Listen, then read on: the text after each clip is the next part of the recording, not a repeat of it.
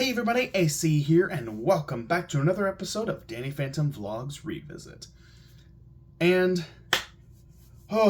this is it. This is the last video that I'm going to be given a grade for. After this, I just basically have a few extra videos to talk about, like, my favorite aspects of the show, and then we're done.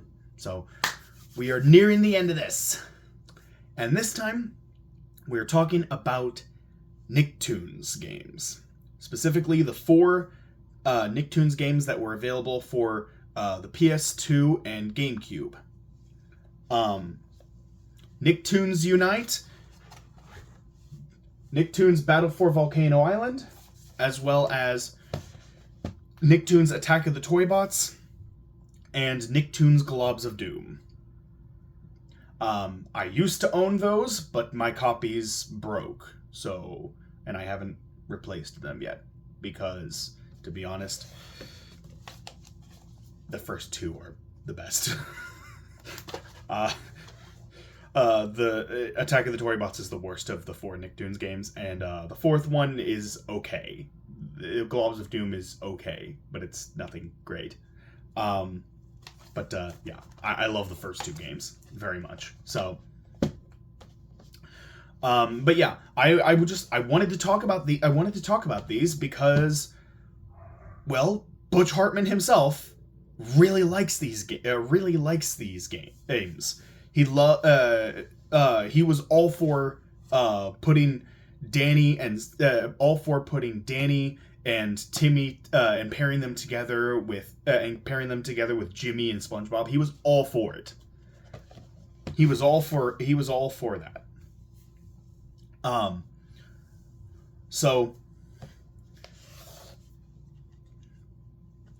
So we're just gonna talk about those.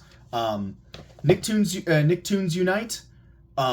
Jimmy, Timmy, Danny, and SpongeBob all team up in order to fight off against the evil syndicate, which is comprised of their greatest villains: Plankton, Vlad, Calamitous, and Crocker. And it's just a cool team up. It's cool to see these four characters all team up together to fight against their greatest enemies. That's a really cool idea. And the game is split up into 4 worlds, and each world has 3 stages.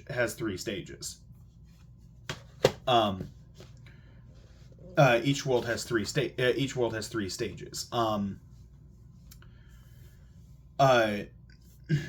There's there's the first stage of the first world, which is the ghost zone. You get banished to the ghost zone. You learn how the controls work. It's basically the tutorial level. And then you end up fighting a mini boss. And there's a couple mini bosses. There aren't many. I think there's only like 2 mini bosses in the game.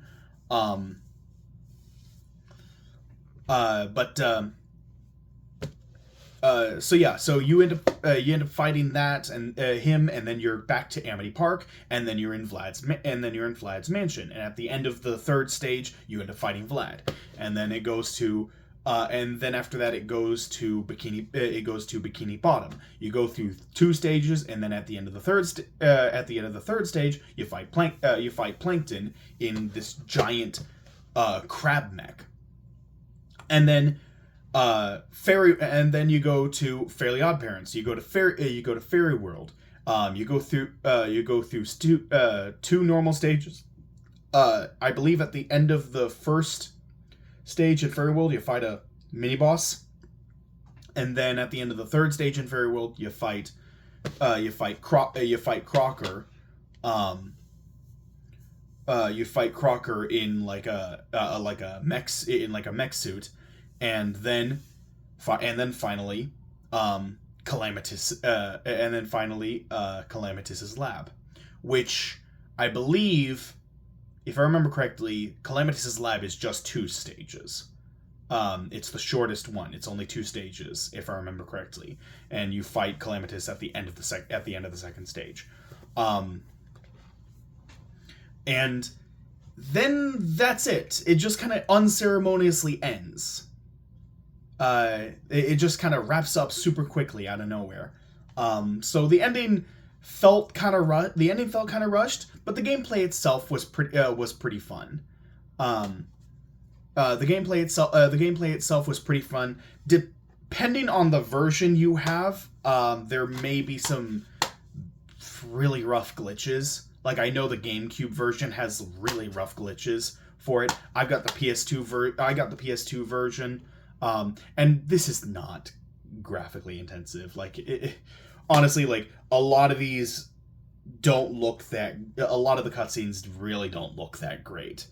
But also keep in mind, this was this was very early PS2. This was very early in the PS2's life cycle. People were still trying to figure out like what the PS2 could run. So yeah, it's a PS2 game, but it was made with the hardware of the PS1 in mind. So it's not graphically intensive. So graphically it doesn't look that great, but the gameplay is still fun. It's still fun. Battle for Volcano Island, favorite. That's my favorite game among the four. Absolutely love Battle for Volcano Island. I actually go back and replay this all the time. It's like it is absolutely one of my favorite games. And I love to 100% the game. I absolutely love to 100% the game. In this one, you can play as Danny, Sam, SpongeBob, Patrick, Sandy, and Timmy. You also have Tucker, Squidward, and Jimmy there to help you. They are not playable, but they are there. These 9 characters were all summoned to Volcano Island in order to defeat a great evil that was sealed away for years and has escaped from his imprisonment, called the Magu. And side note, the Magu did not look like a final boss. When I played this game, when I first played this game as a kid, I didn't realize that was actually the Magu. I thought what I thought was like the Magu's second in command or something. I didn't think he was actually the Magu. And then when the fight ends, I'm like, oh, that was it? That was the final boss. Oh, okay. And it caught me off guard, because like it didn't feel like a final boss. It felt like there was still more, and I wanted more. I wanted more from this game, and that's honestly I think that's a good thing. Like, when you play through a game, you finish it, and you're just left wanting more. I feel like the game did something. I feel like the game did something right. If that's your takeaway, that you want more. So yeah, and you're basically just kind of fighting through the game. Let's see, how many bosses does it have? It has four bosses. It has four bosses. It has four bosses. Of course, there's 3 major bosses and then 1 mini boss. And as you go through, you'll find special collectibles in each level. And once you collect all of them, you unlock stuff, and then there's all these different there's individual collectibles. There's like hundreds of individual collectibles for each playable character, and once you've gotten enough of each of them, then you unlock a bonus level for each individual character. So basically, hit everything, and then grab everything that comes out. The collectibles will eventually blink out of existence. So you have to be fast in picking them up. Oh no, they don't blink; they fade. They fade out of existence. So you have to be fast in picking them up, because if you don't pick them up, then that means that once you finish the level, you have to go back in and hit that same thing again to make the stuff respawn so you can recollect it. To make the ones you missed respawn. So, but it is really fun. It is a really fun game. I really enjoy it. I play it all the time. It's a super easy game to just sit down and play. You can get through the whole thing in like 5 or 6 hours. It is not a difficult game, and that's just if you're going through the main story. If you're trying to 100% it, then it could be like close to 10 hours to beat it. And yeah, it's so much fun. I love it. But yeah, Nicktoons Unite, I forgot to give this a grade. Nicktoons Unite, I would give a B, a solid B. It's good. There are things that could make definitely needed improvement, but I do think it's good. Battle for Volcano Island, A+, absolute A+. Love this game. Then there's Attack of the Toy Bots. Nicktoons Attack of the Toy Bots. Worst game in the series. You go through I believe 9 stages. Yeah. You go through 9 stages, and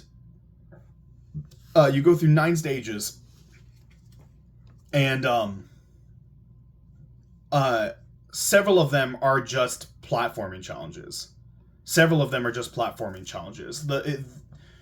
You're supposed to be hunting down all these different toy bots that look like all the characters you're playing as, and yet you almost never actually fight them.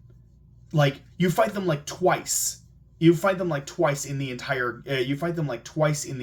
game, and then that's it. And the final level, you go through a platforming gauntlet, and then you face a whole rush of mooks, and you just fight them off in your mech suit, and then that's it. The game just ends. That's just the end of the game. It was terrible, and the platforming is so incredibly unfair. It is the tightest platforming I've ever had to get through. The absolute tightest platforming I have ever had to do. I have nothing but bad memories of this. The one, well, no, not true. I actually do have a couple good memories of it. The only good memories I have are collecting the different characters that you get to play as, and there's a lot. There's a lot of characters you get to play as in this, and that was honestly the most exciting part of this game, is finding out which new characters you can play as.